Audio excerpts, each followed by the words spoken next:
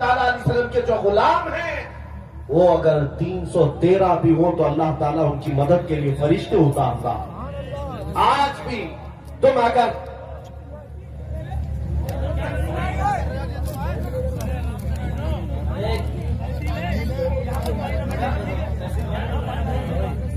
محفل رسول کا ادب آپ نہیں جانتے.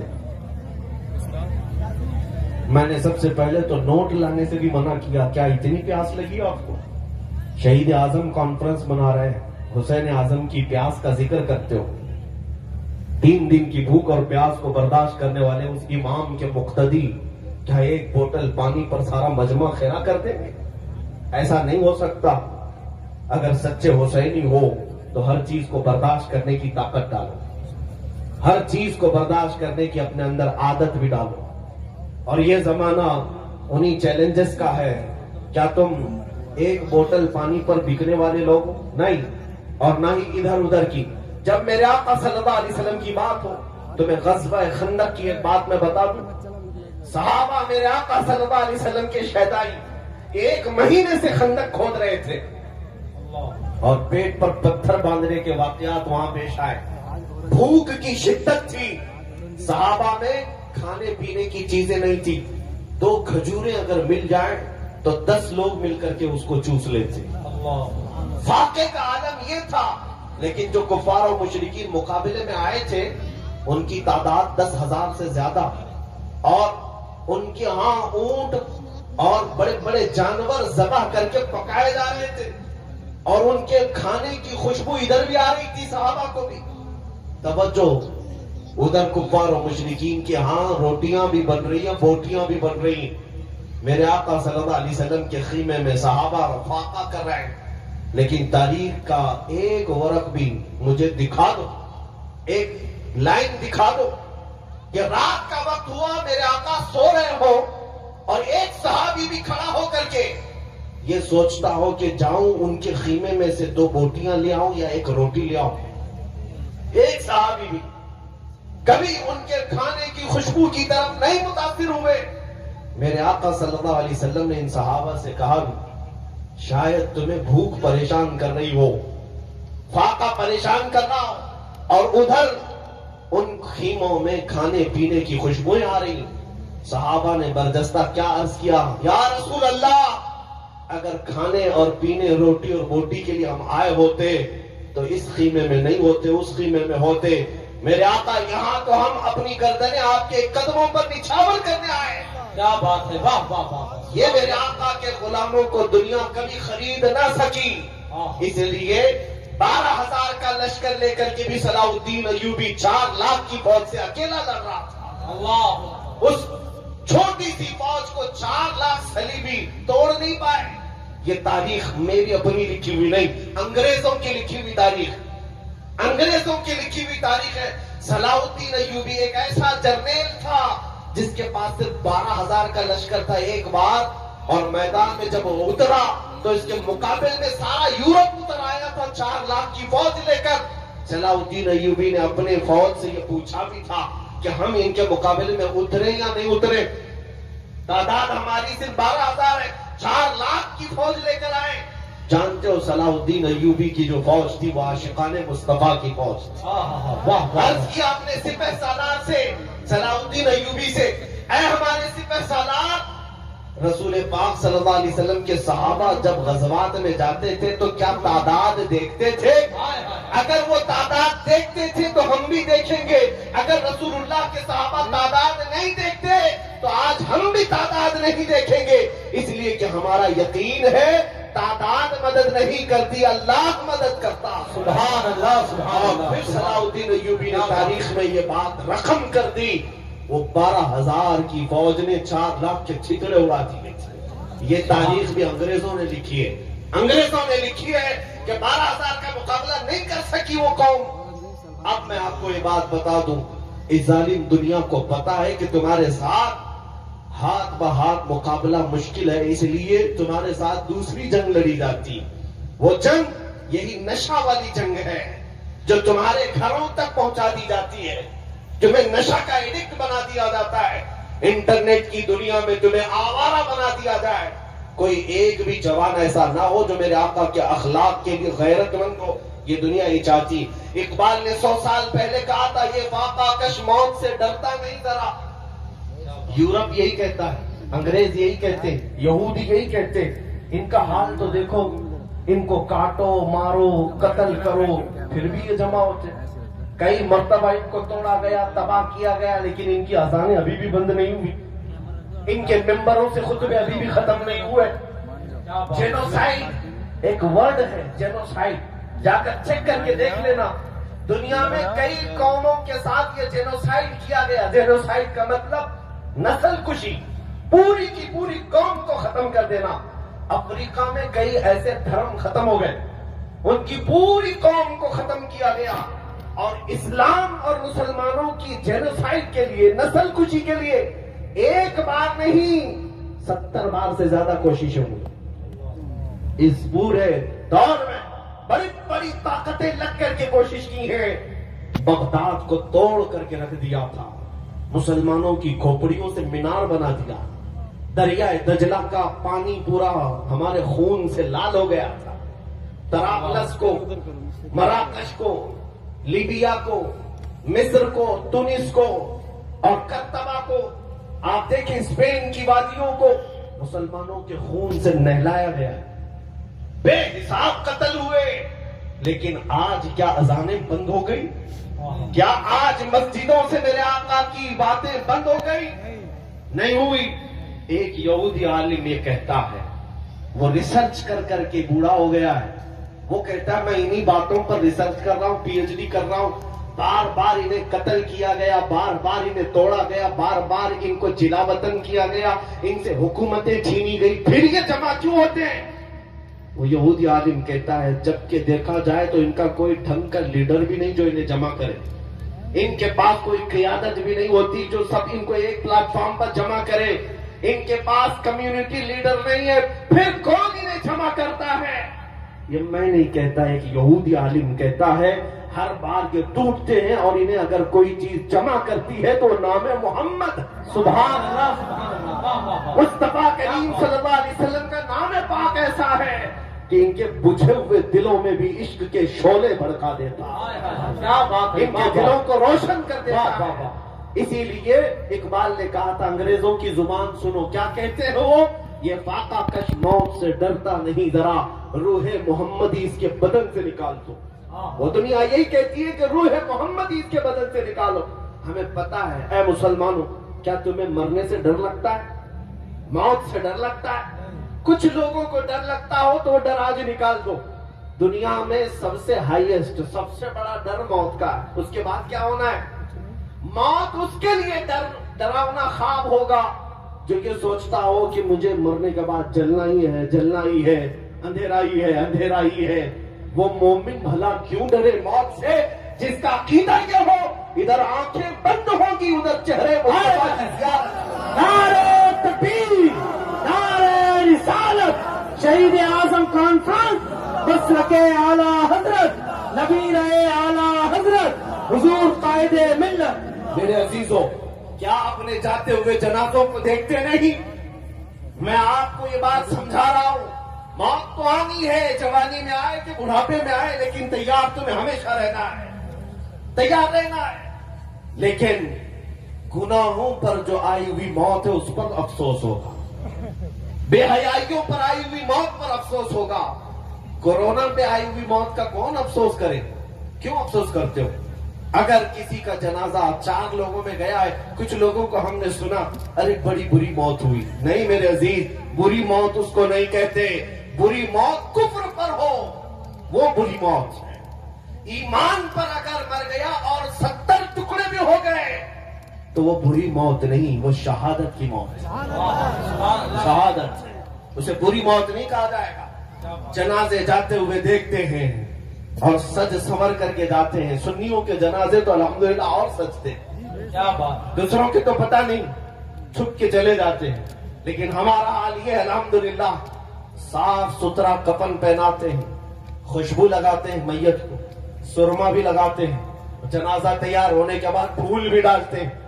کبھی سوچا یہ کیوں؟ مرے ہوئے آدمی کو اختر کی ضرورت کیا ہے؟ وہ تو قبر میں جا رہا ہے، آنکھیں بند ہو گئی، اب سرما لگانے کی کیا ضرورت ہے؟ اور یہ سفید کپڑے میں ڈھانکنے کی کیا ضرورت ہے؟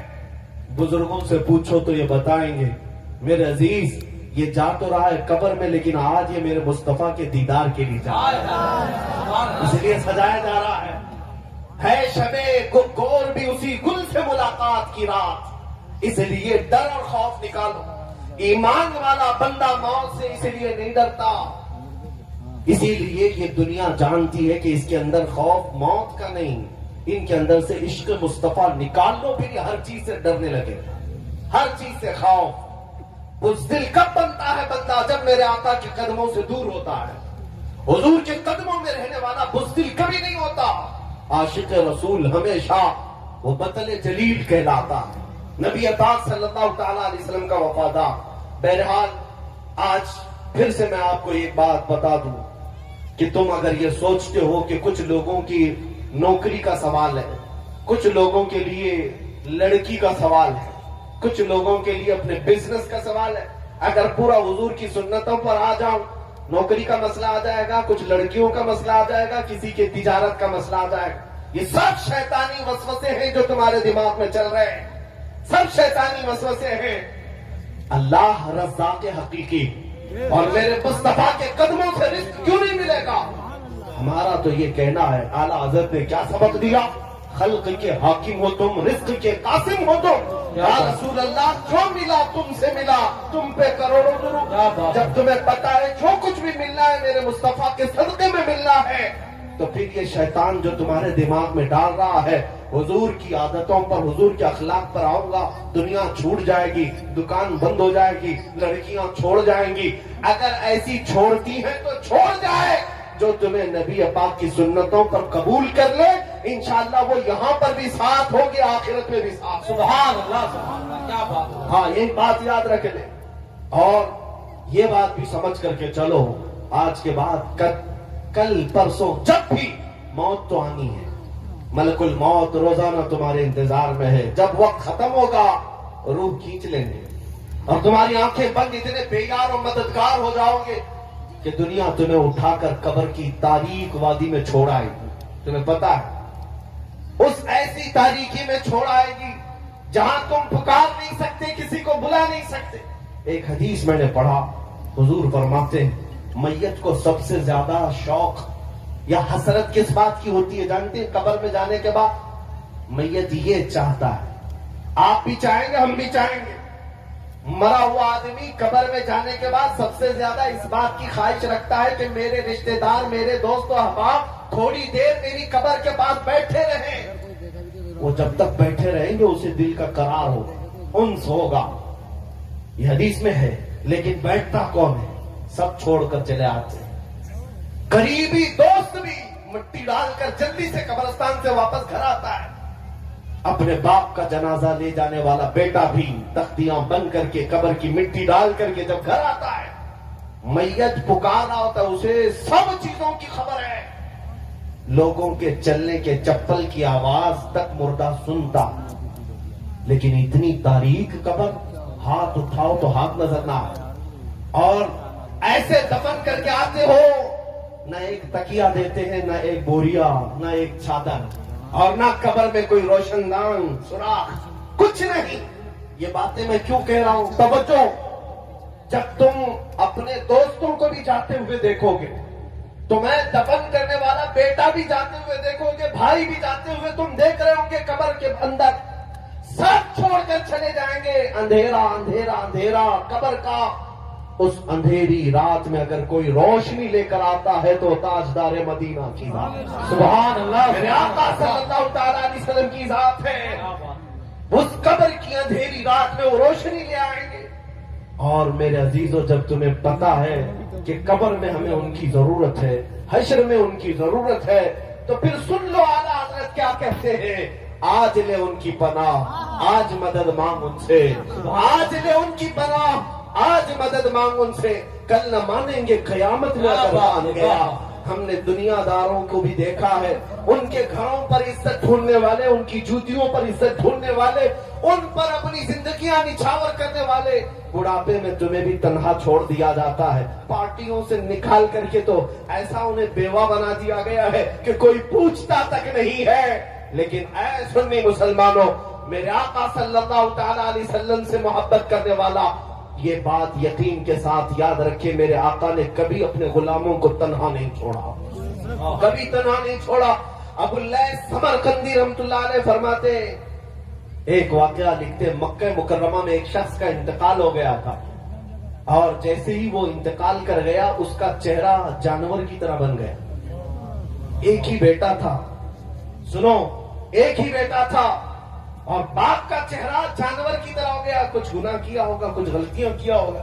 अब बेटे ने जब बाप का चेहरा बिगड़ता हुआ देखा, फौरन दरवाजा घर का बंद कर दिया और देख करके मैयत को डर लगने लगा कि अब लोगों को दीदार कराऊं कि नहीं कराऊं, जनाजा उठाऊंगा, लोग तो देखने आएंगे, दफन कैसे करूं। घर की औरतों को सबको समझा बुझाकर बिठा दिया और कहा अब मैं ऐलान नहीं करूंगा, बाहर दफन करने नहीं ले जाऊंगा, घर के अंदर ही गड़ा खोद कर अपने बाप को यहीं दफन कर देता हूं ताकि किसी को पता ही ना चले, वरना बेइज्जती हो जाएगी, बड़ी जिल्लत उठानी पड़ेगी। नौजवान लड़का घर में रोता हुआ बैठा है, मेरे बाप के साथ क्या हो गया। वो रो रहा था, अचानक उसके घर के दरवाजे से खुलने की आवाज आई। अचानक दरवाजा खुला, एक बुजुर्ग घर के अंदर आए। वो आते ही उनके चेहरे पर चादर थी, वो सीधे मैयत के पास गए, चादर हटाई, उसके चेहरे पर हाथ रखा, फिर चादर बंद कर दी। फिर इस नौजवान लड़के के पास आए। वो बुजुर्ग कहते, क्या हुआ बेटा, क्यों रो रहा है। नौजवान लड़का कहता है, मैं तो आपको देखा नहीं, कहां से आप अंदर आ गए, मैंने दरवाजे सब बंद कर दिए थे, लेकिन अब आप आ गए तो क्या देखते नहीं मेरे बाप का चेहरा बदल गया है। मैं अपने बाप को लोगों के सामने कैसे जनाजा उठाऊं, आप नहीं देखते चेहरा जानवर की तरह हुआ है। वो आए हुए बुजुर्ग ने कहा, बेटा जाके देख तो सही, तेरे बाप का चेहरा सलामत तो है, कुछ हुआ नहीं। वो नौजवान खड़ा हुआ और गया अपने बाप की लाश के पास, चादर हटाई तो देखता है अपने बाप का चेहरा चांद की तरह चमक रहा है, खूबसूरत है। वो खुशी के मारे रोते हुए सज्जा शुक्र में गिर गया, अल्लाह का शुक्र अदा करते हुए फिर खड़ा हुआ।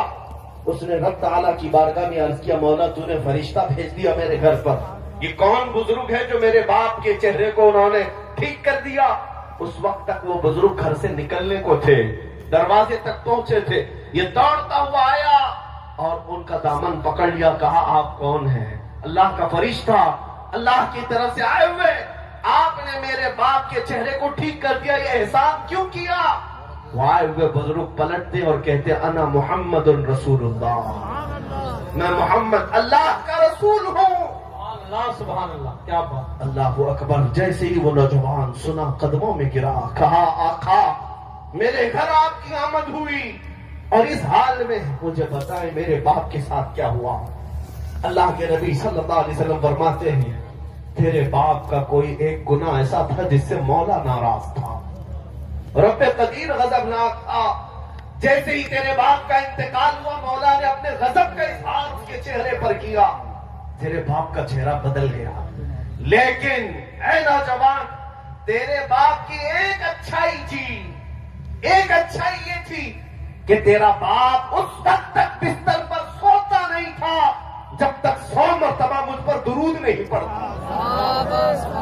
क्या बात है, वाह वाह वाह। हुजूर फरमाते हैं, रोजाना इसकी आदत थी, गुनाह होंगे लेकिन अपने नबी को याद किए बगैर सोता नहीं था। जो फरिश्ता इसके दुरूद मुझ तक पहुंचाता था, आज वो फरिश्ता आकर कहने लगा, गजब होगा या रसूल अल्लाह, आप पर दुरूद पढ़ने वाला वो बंदा आज मर गया लेकिन मौला के जलाल का शिकार हुआ, अल्लाह के गजब का शिकार हुआ है।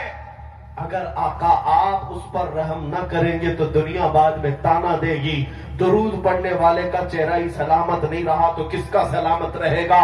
मेरे आका फरमाते हैं, मैं अपनी कब्र से उठ करके आया और तेरे बाप के चेहरे को देखा तो बिगड़ा हुआ था, मैंने हाथ रखा, अल्लाह की बारगाह में सिफारिश की, मौला ये वो चेहरा है जो मुझे याद किया करता था। रब्बे कदीर ने फरमाया, महबूब अपना हाथ उठाओ, हम تمہاری سفارش پر تمہارے غلام کے چہرے کو چاند سی شباہت دے دی، سبحان اللہ سبحان اللہ خوبصورتی عطا کریں گے۔ اللہ تبارک و تعالیٰ نے اس بندے کو میرے آقا کی سفارش پر پھر سے حسن و جمال عطا کیا۔ میں یہ بات جب پڑھتا ہوں آنکھیں بھیگ جاتی ہیں، اسی لیے پھر بریلی کے امام کی بات یاد آتی ہے، جو نہ بھولا ہم غریبوں کو رضا، جو نہ بھولا ہم غریبوں کو رضا، یار اس کی اپنی عادت کیجئے۔ اے مسلمانوں، میں آج پھر سے تمہیں قریب لا کر کے کہتا ہوں، ادھر ادھر مت دیکھو۔ اگر تمہارے دردوں کو کوئی آج سمجھنے والا ہے، تمہارے غموں کو اور تمہارے غم کی داستان کو کوئی اگر سننے والا ہے تو میرے آقا کی ذات ہے، وہ تاجدار مدینہ کی ذات ہے۔ دنیا تمہارے غموں پر ہاتھ نہیں رکھتی، یہ تمہارا مذاق اڑاتی ہے۔ تم جس کے پاس جا کر کے شکایت کرتے ہو ہمارا یہ حال ہو گیا، ہمارا وہ حال ہو گیا، ہم نے دیکھا ہے کہ یہ دنیا داروں نے ہمیشہ ہمارا مذاق اڑایا ہے۔ تمہارے ہاتھ میں 2 چاکلیٹ دے دیں گے، تمہارے ہاتھ میں کوئی چیز تھما کر کے بھیج دیں گے، لیکن تمہارے دردوں کا مداوع کرنے والا کوئی نہیں۔ اگر کوئی ہے سچی محبت تم سے کرنے والا، وہ آمنہ کا لال ہے، وہ میرے مصطفیٰ کی ذات ہے۔ اسی لیے میں کہتا ہوں، جو قبر میں جا کر کے بھی میرے آقا ہم گنہگاروں کو یاد کرتے رہے، معراج کے سفر میں پہنچ کر اپنے رب کریم کی بارگاہ میں ہم گنہگاروں کی سفارش کرتے رہے، کیا تمہیں یہ زیب نہیں دیتا کہ آج رسول پاک صلی اللہ علیہ وسلم کے لیے اپنی زندگیاں وقف کر دو، اپنے شب و روز وقف کر دو؟ جو نہ بھولا ہم غریبوں کو رضا، یاد اس کی اپنی عادت کیجیے۔ اب میں اپنی گفتگو کو سمیٹتے ہوئے ایک بات ضرور کہوں گا، میں تمہارے جذبات کو بیدار کرنے کے لیے آیا ہوں۔ اگر کسی کے اندر بزدلی ہے، خوف ہے تو نکالو۔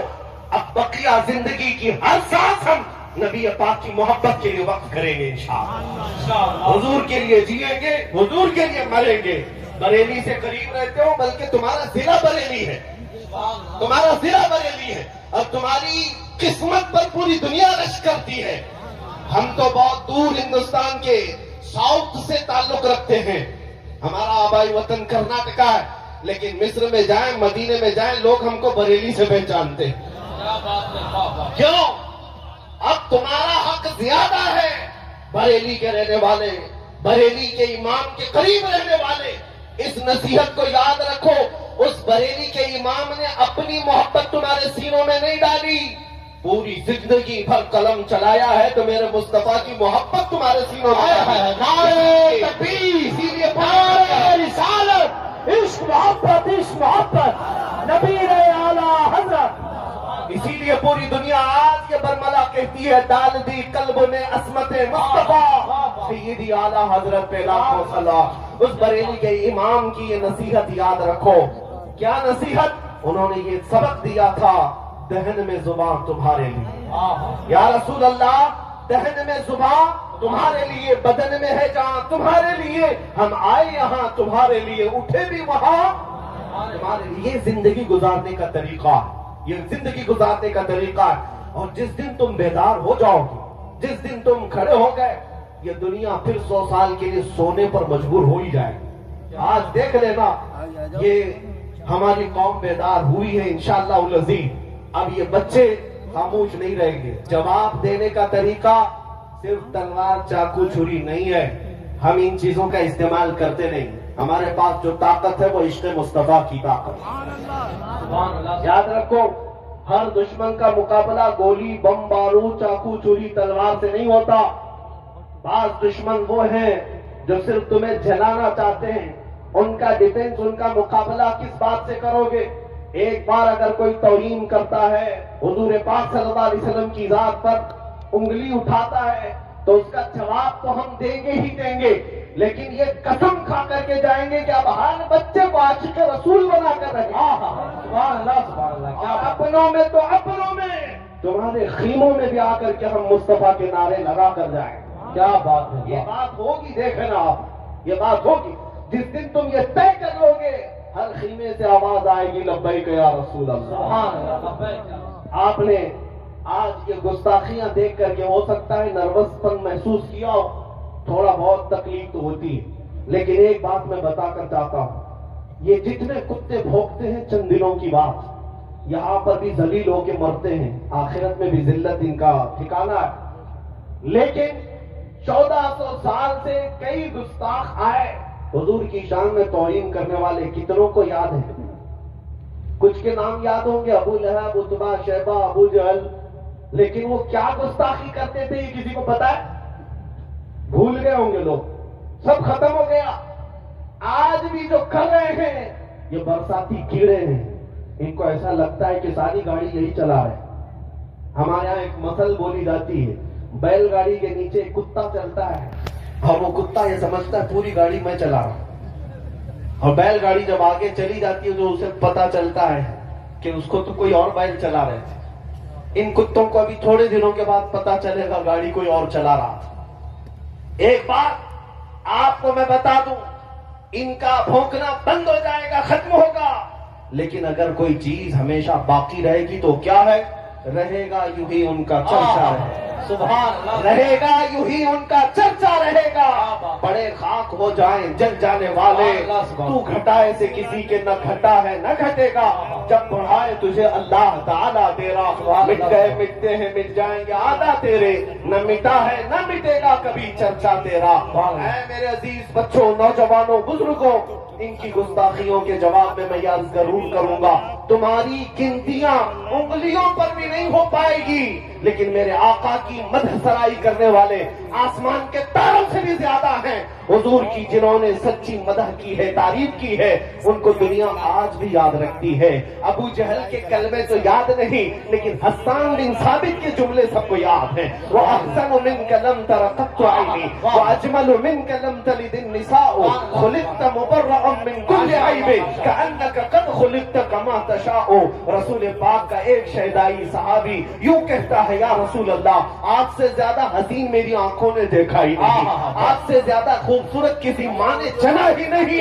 اللہ نے ہر عیب سے آپ کو پاک پیدا کیا ہے۔ 1400 سال پہلے عاشق رسول نے میرے آقا کی شان بیان کی تھی، مولا نے اس کا نام بھی باقی رکھا، کلام بھی باقی رکھا۔ اتنا ہی نہیں، اسکندریہ کی سرزمین سے پکارنے والا ایک عاشق رسول شرف الدین بوصیری جب یہ کہتا ہے، محمد سید الکونین والثقلین والفریقین من عرب ومن عجم هو الحبیب الذی ترجى شفاعته لكل هول من الاهوال مقتحم یا اکرم الخلق ما لی من الوذ به سواك عند حلول الحادث العمم ولن يضيق رسول الله جاهك بي اذا الكريم تجلى باسم منتقم فإن من جودك الدنيا وضرتها ومن علومك علم اللوح والقلم يا نفس لا تقنطي من زلة عظما إن الكبائر في الغفران كاللمم لعل رحمة ربي حين يقسمها تأتي على حسب العصيان في القسم يا ربي واجعل رجائي غير منعكس